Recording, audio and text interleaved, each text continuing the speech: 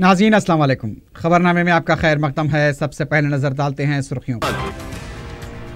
साल 2018-19 का मरकजी बजट पेश। इनकम टैक्स ढांचे में कोई तब्दीली नहीं। मोबाइल फोन, गाड़ियां, टीवी सेट, सिगरेट, तंबाकू होंगे महंगे। पेट्रोल और डीजल की कीमत में कमी का इम्कान। मरकजी बजट बेस्ट नहीं, थोड़ा बेटर। तेलंगाना के अहम प्रोजेक्ट्स नजरअंदाज। रियासती वजीर फाइनेंस ईटेला राजेंद्र का रद्द-ए-अमल।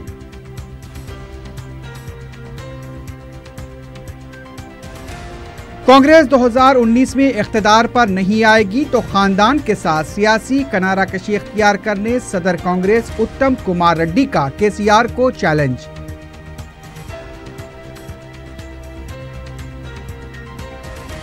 और उप्पल में 3 माह की लड़की के बेरहमाना कत्ल का दिल दहला देने वाला वाकया।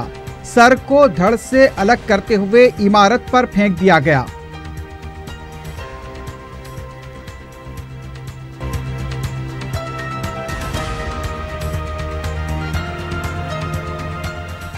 सुर्खियां आपने देखी हैं, बढ़ते हैं खबरों की तफसील की जानिब।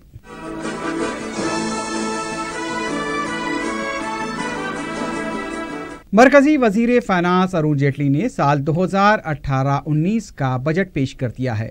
बजट में किसानों के लिए बास प्रोग्रामों का ऐलान किया गया है। 10 करोड़ गरीब खानदानों को 5 लाख रुपए तक मुफ्त इलाज की सहूलत फराहम की जाएगी। इससे 50 करोड़ अफराद को फायदा होगा। शख्सी इनकम टैक्स की हद में कोई तब्दीली नहीं की गई है। जुमला बजट 21,47,000 करोड़ रुपए का रखा गया है। बजट में कस्टम ड्यूटी को 5% से घटाकर 2.5% किए जाने से काजू और जान बचाने वाले तिब्बी आलात सस्ते हो जाएंगे। एक्साइज ड्यूटी में कमी होने पर पेट्रोल और डीजल की कीमतों में 2 रुपए तक कमी का इम्कान है। सोने चांदी के जेवरात, cigarette, lighters, tricycles, lamps, scooters, खिलौने, गाड़ियां, तरकारियां, आर्टिफिशियल ज्वेलरी, ब्रांडेड घड़ियां, फर्नीचर, मैट्रेसेस, परफ्यूम्स और जूते महंगे हो जाएंगे। मोबाइल फोन की कीमतों में भी इजाफा हो जाएगा।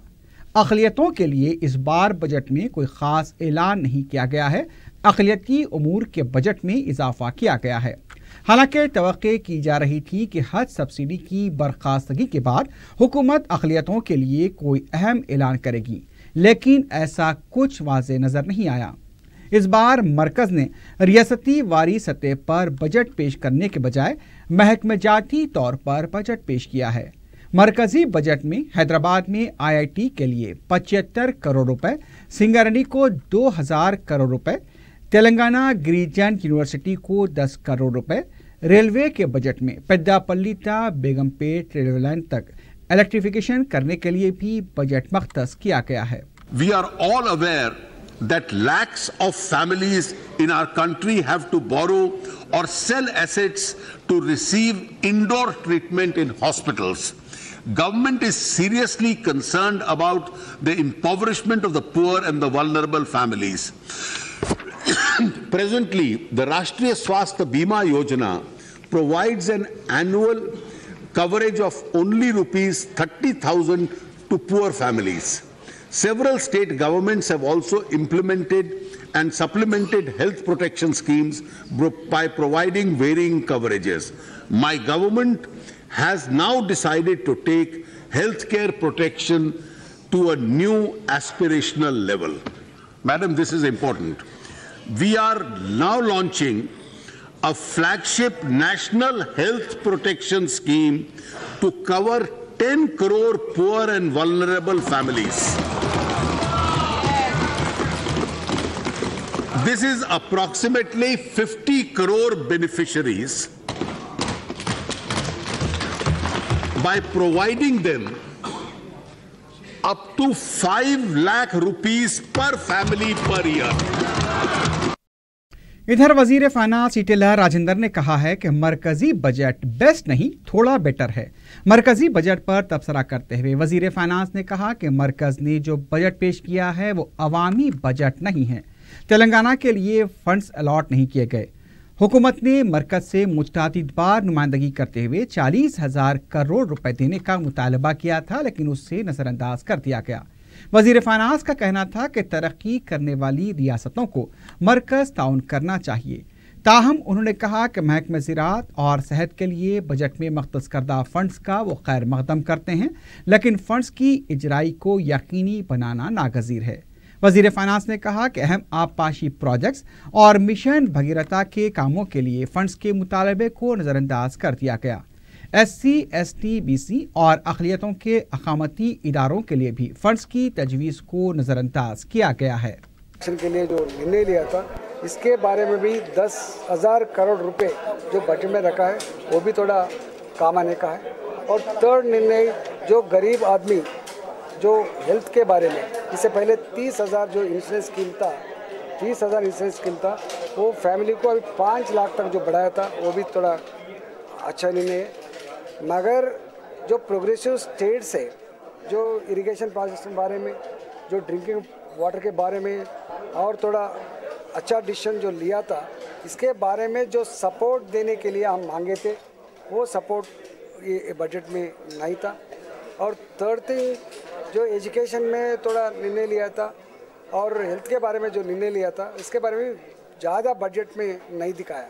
सर कुछ लोग ये कह रहे हैं कि राज्य सरकार के ओर से हम मांगे थे मिशन भगीरथ का तो 19,000 करोड़ रुपीस जो नीति आयोग रिकमेंड किए थे, और सारे दुनिया के अंदर, सारे देश के अंदर जो मिशन काकतीय हम काम चलाया था उसके बारे में नीति आयोग 5,000 करोड़ रिकमेंड किए थे, वो भी नहीं दिए थे।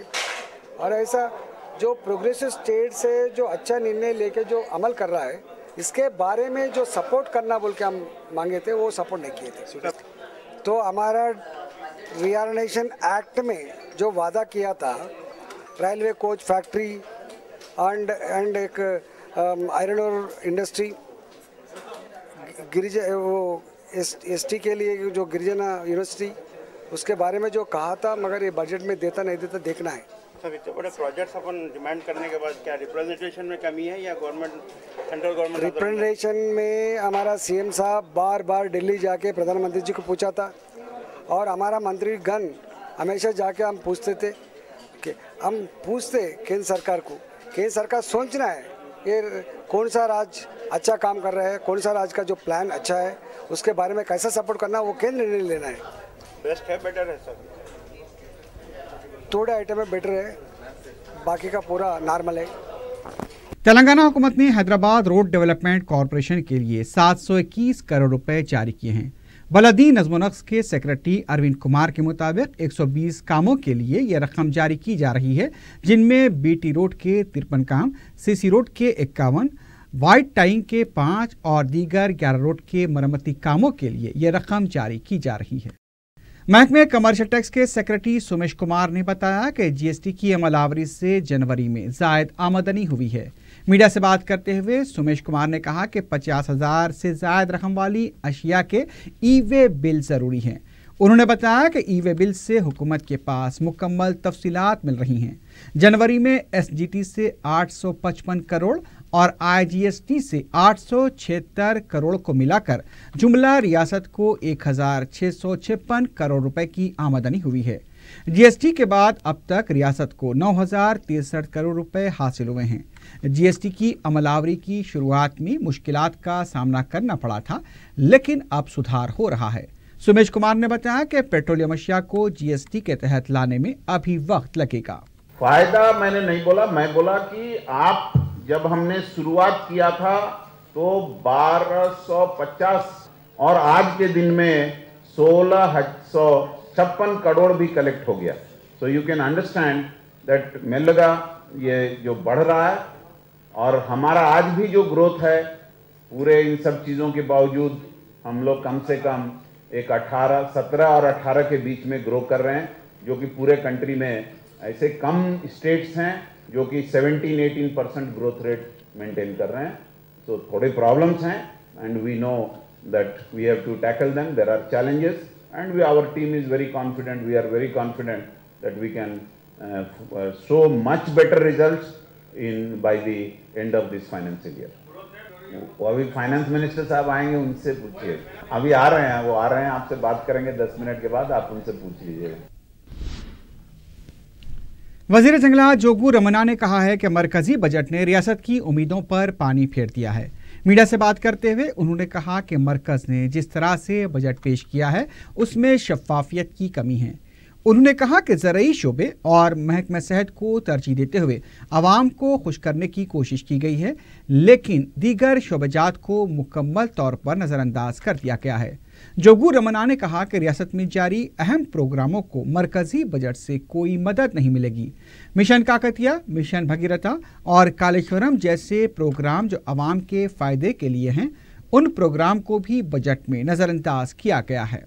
सदर प्रदेश कांग्रेस उत्तम कुमार रेड्डी ने चैलेंज किया है कि 2019 के इंतखाबात में कांग्रेस इख्तियार में नहीं आई तो उनका खानदान सियासत से किनारा कशी इख्तियार कर लेगा।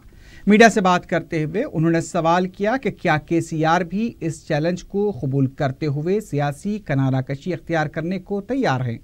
उत्तम कुमार रेड्डी ने यह भी सवाल किया कि हर वक्त 100 नशिस्तों पर कामयाबी हासिल करने का दावा करने वाले केसीआर अगर 100 नशिस्तें हासिल नहीं कर पाए तो वो क्या करेंगे। उत्तम कुमार रेड्डी ने कहा कि केटीआर सियासत में अभी बच्चे हैं। गांधी खानदान के खिलाफ केटीआर जैसे कमीशन एजेंट की तरफ से तनकीद करना मुसक्काखेज है। केटीआर का खानदान इख्तियार के मजे लूट रहा है। 506 और 507 एक्ट में तरमीम करते हुए केसीआर समाज को ब्लैकमेल करना चाहते हैं। कांग्रेस इस तरह के कानून की मुखालिफत करेगी। अरे केटीआर कैसा बच्चा है कल का, केसीआर साहब को ही बोल रहे ना, अब ये चैलेंज एक्सेप्ट कर रहे हैं। अगर हम गवर्नमेंट में आते हैं, केटीआर, केसीआर, हरीश राव, कविता सब रिटायरमेंट लेना पॉलिटिक्स में, साहब हम यही बोल रहे हैं।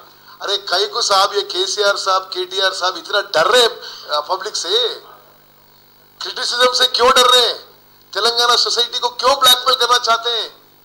अगर ये सोचेंगे तो ये डरा के फिर जीतेंगे, ये करेक्ट बात नहीं है। तेलंगाना पब्लिक सब कुछ देख रहे हैं, इनको सब। कांग्रेस रुकन असेंबली डीके अरुणा ने कहा है कि केटीआर में सियासी तजुर्बे की कमी है। मीडिया से बात करते हुए डीके अरुणा ने कहा कि हर बार की तरह इस बार भी गदवाल आकर केटीआर ने कांग्रेस को निशाना बनाया है। उन्होंने बताया कि अमेरिका से सीधे सियासत में आने वाले केटीआर कांग्रेस के कारनामों से वाकिफ ही नहीं है। कांग्रेस इख्तियार में आएगी तो केटीआर के सियासत से किनारा कशी अख्तियार करने के ऐलान पर कोई भरोसा नहीं करेगा। डीके अरुणा ने कहा कि गदवाल में जारी यात्रा में जलसे-आम मुनक्किद करके उसे कामयाब करार देना मुज़क्काखेज है। गदवाल से टीआरएस की शिकस्त यात्रा का आगाज हुआ है। डीके अरुणा को शिकस्त देना आसान नहीं है, सिर्फ बुलंदबांग दावे किए जा रहे हैं। कांग्रेस के रुकन कौंसल पी सुधाकर रेड्डी ने कहा है कि मरकजी बजट से रियासत को कोई फायदा होने वाला नहीं है। मीडिया से बात करते हुए सुधाकर रेड्डी ने कहा कि मरकजी हुकूमत ने बजट पेश होने से पहले बड़े हवाई किले बांधे थे, लेकिन बजट कुछ खास पेश नहीं किया गया। तकसीम जदीद बिल में किए गए वादे के मुताबिक बजट पेश नहीं किया गया। रियासती हुकूमत की नाअहली की वजह से मरकज ने तेलंगाना हुकूमत के कई मुतालबों को नज़रअंदाज किया है। इन हालात में केटीआर फिर से इख्तियार में आने का चैलेंज कर रहे हैं। उन्होंने सवाल किया कि केटीआर ने क्या ये चैलेंज करने से पहले अपने वालिद केसीआर से मशवरा किया भी है या नहीं। एमआरपीएस के सरबराह कृष्णा मादिगा ने एससी जुमराबंदी के सिलसिले में रियासत में कांग्रेस पार्टी उमूर के इंचार्ज आरसी कुंतिया से मुलाकात करते हुए इस मसले को पार्लियामेंट में उठाने के लिए नुमाइंदगी की। कृष्णा मादिगा ने कहा कि गुज़िश्ता 24 साल से एससी जुमराबंदी की हर जमात तायद कर रही है, लेकिन कोई भी इस मामले में संजीदा नहीं है। कांग्रेस ने इस मामले में पेशरफ की है। कृष्णा मादिगा ने तहम बताया कि टीआरएस और बीजेपी ने मादिगा तबके के साथ धोखा किया है। उनका कहना था कि जो भी मादिगा तबके के मुतालबे की हिमायत करेगा, हम उसकी तायद करेंगे। कांग्रेस पार्टी के साबिक रुकन असेंबली शशिधर रेड्डी ने कहा है कि रंगारेड्डी में फार्मासिटी के क़याम से अवाम खुश नहीं है। उन्होंने बताया कि फार्मासिटी के लिए जो अवामी समाअत हुई थी, उसकी गलत रिपोर्ट मरकजी माहौलियात कमेटी को दी गई है। अवाम से ज़बरदस्ती अराजी हासिल की गई है। फार्मासिटी के नाम पर हुकूमत रियल एस्टेट का कारोबार करना चाहती है। 19,000 एकड़ अराजी पर कायम की जाने वाली फार्मासिटी से माहौलियात पर क्या असर होगा, इस सिलसिले में मरकजी कमेटी को गुमराह किया गया है। शशिधर रेड्डी ने बताया कि सिलसिले में तमाम हक़ाइक़ मरकजी कमेटी को पेश किए जाएंगे। मुल्क के मौजूदा अहम मसाइल जैसे तलाक़ सलासा पर ख़वातीन और लड़कियों में शऊर बेदारी के लिए जामतुल मोमिनात की तरफ से तलाक़ सलासा इस्लाह माशरा कॉन्फ्रेंस का इनेकाद अमल में लाया जा रहा है। मुफ्ती मोहम्मद हसनुद्दीन ने बताया कि 4 फरवरी बरोज़ इतवार सुबह 10 बजे उर्दू मस्कन खिलवत में ये कॉन्फ्रेंस मुनक़िद होगी। इस कॉन्फ्रेंस में कौमी और मुकामी स्कॉलर्स, प्रोफेसर्स मौजूदा मसाइल पर खिताब करेंगे। उन्होंने ख़वातीन और तालिबात से बड़ी तादाद में इस जलसे में शिरकत की दरख्वास्त की। मजलिस के जनरल सेक्रेटरी व रुकन असम्बली सैयद अहमद पाशा खादरी ने घासी बाजार, मूसा बोली के अलावा दूसरे इलाकों का दौरा करते हुए बलदी, बरकी और आबरसानी मसाइल का जायजा लिया। मीडिया से बात करते हुए उन्होंने बताया कि महकमे आबरसानी की जानिब से जंगी खतूत पर काम करते हुए पीने के पानी की सरबराही को यकीनी बनाने के लिए काम जल्द मुकम्मल किए जा रहे हैं। अहमद पाशा खादरी ने बताया कि इलाके में बरकी के बास मेंटेनेंस के कामों को जल्द मुकम्मल कर लिया जाएगा। सड़क के मंजूरा कामों को भी जल्द शुरू किया जाएगा। मुकामी रुकन बलदिया मुस्तफ़ा अली मुजफ्फर के अलावा मुकामी मजलिसी कारकुन भी मौजूद थे। चार मीनार असेंबली हल्के के बल्दी डिवीजन घासी बाजार इलाके में मूसा बोली चौरस्ते से हुसैनी आलम तक हज़रत अब्दुल्ला शाह साहब क़िबला रहमतुल्लाह अलैह की दरगाह मस्जिद के लाइन में जितने भी गलियां हैं पूरे गलियों में दौरा किया गया। 1-2 गलियों में यहाँ पानी की तकलीफ थी तकरीबन बहुत दिनों से। कल भी आके उसका मुआयना किया, वाटर वर्क्स वालों को काम के लिए हिदायत दी गई। आज बल्दी बरकी आबरसानी के अहदेदारों के साथ तफसीली दौरा हुआ और वो पानी का मसला हल करने के लिए चौरस्ते पे जो वाल था वो वाल के पास खोद के देख रहे हैं। इंशाल्लाह परसों की सप्लाई में पानी वहाँ पर मिलेगा। जैसा कि पीली पांडक के एरिया में भी कई दिनों से पानी की तकलीफ थी, वहाँ की काम कल मुकम्मल हुआ और सब घरों में पानी आ रहा है। इस तरीके से यहाँ पर भी गलियों में जहाँ पानी नहीं आ रहा है, जंगी खतूत पर आबरसानी के लोगों को ये काम दिया गया उनके जिम्मे। HEH निज़ाम उर्दू ट्रस्ट लाइब्रेरी से इस्तिफादा करने वाले तमाम ख़वातीन व हज़रात को ये इत्तला दी जा रही है कि इंतज़ामिया के ऐलान के मुताबिक लाइब्रेरी का दोबारा आगाज़ 3 फरवरी से होगा। हबीबनगर पुलिस ने मल्लेपल्ली के अतराफ अकनाफ के इलाकों में सड़क पर सिगरेट नोशी करने के इल्ज़ाम में 25 अफराद को हिरासत में लिया है। पुलिस की तरफ से ज़ेर हिरासत अफराद पर मुताल्लिक़ा कानून के तहत केस भी दर्ज किए जा रहे थे, लेकिन मुताल्लिक़ा रुकन असम्बली जाफर हुसैन मिराज ने मुदाखलत करते हुए सिर्फ काउंसलिंग करने की हिदायत दी। चारशंबे को फजलांसर में रोडी शीटर और उसके साथियों के हमले में जाँ बहक होने वाले शरफुद्दीन के अफराद ख़ानदान और मुकामी अफराद ने जुमेरात को मासा टैंक पर धरना देते हुए हमलावर रोडी शीटर और उसके साथियों के खिलाफ सख्त कार्रवाई का मुतालबा किया। एहतजाजी मैयत को भी अपने साथ ले आए थे। इस एहतजाज की वजह से लकड़े का पुल था बंजारा हिल्स ट्रैफिक जाम देखी गई। मकतूल के अफराद खानदान का कहना था कि रोडी शीटर और उसके साथियों को जमानत नहीं मिलनी चाहिए क्योंकि उन्होंने घिनौने जुर्म का इर्तिकाब किया है। अगर वो जमानत पर रिहा होते हैं तो ऐसे ही जराइम दोबारा अंजाम देंगे। रुकन असम्बली जाफर हुसैन मिराज ने मुकाम वाक़या पहुंचकर एहतजाजियों को समझाया और मैयत की तदफीन के लिए उन्हें रवाना किया। एहतजाजियों ने बंजारा हिल्स पुलिस की लापरवाही पर भी बरहमी जाहिर करते हुए जिम्मेदार मुलाजमीन के खिलाफ कार्रवाई का मुतालबा किया। शहर के मज़ाफ़ाती इलाके उप्पल में 3 माह की बच्ची के बेरहमाना कत्ल का दिल दहला देने वाला वाक़या पेश आया है। मकतूल बच्ची का सर धड़ से अलग करते हुए एक इमारत की छत पर फेंक दिया गया। मकान के मालिक हनुमंतु ने, जिसके घर पर कमसिन बच्ची का सर पड़ा हुआ था, उसने ये देखकर पुलिस को इत्तला दी। जॉइंट CP रचाकोंडा तरुण जोशी और DCP मलकाजगिरी उमा महेश्वर शर्मा ने मुकाम वाक़े का मुआयना किया। क्रूज टीम और डॉग स्क्वाड को भी मुकाम वाक़े पर तलब किया गया था। बलि देने के जाविये से भी इस वाक़े की तहक़ीक़ात की जा रही हैं। वाज़ेह है कि हालिया 1 हफ्ते के दौरान शहर में कत्ल की कई वारदातें पेश आई हैं जिसमें ख़वातीन भी हलाक हुई हैं। इस मामले पर अमन व क़ानून की सलामती पर सवाल खड़े हो गए हैं। आखिर में सुर्खियों पर एक बार फिर नजर डालते हैं।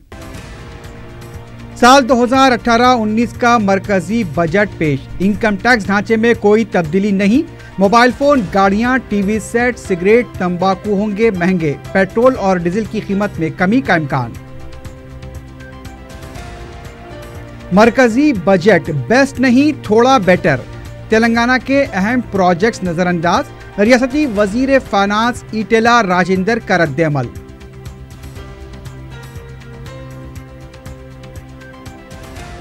कांग्रेस 2019 में इख्तिदार पर नहीं आएगी तो खानदान के साथ सियासी किनाराकशी इख्तियार करने सदर कांग्रेस उत्तम कुमार रेड्डी का केसीआर को चैलेंज।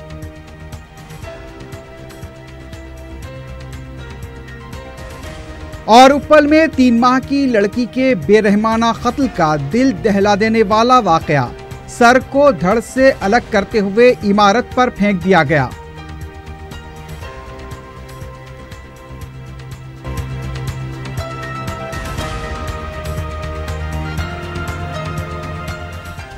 इसी के साथ ही खबरनामा अख्ताम को पहुंचता है। अल्लाह हाफिज।